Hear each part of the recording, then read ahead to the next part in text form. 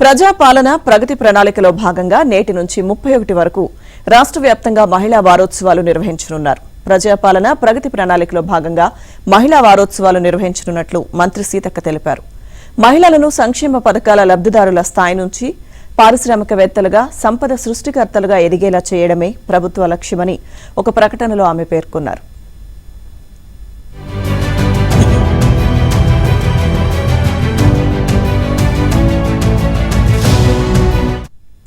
కోటి మంది మహిళలను కోటీశ్వరులుగా తీర్చిదిద్దడమే లక్ష్యంగా ప్రభుత్వం ముందుకు సాగుతోందన్నారు.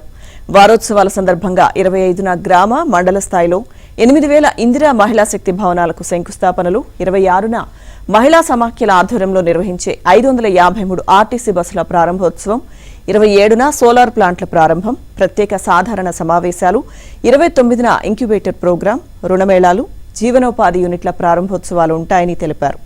30న అమ్మకు అక్షరమాల ద్వారా అక్షరాస్యత సాధించిన మహిళలను జిల్లా, మండల స్థాయిలో సన్మానించనున్నామని, 31న ముగింపు కార్యక్రమం ఉంటుందని మంత్రి వెల్లడించారు.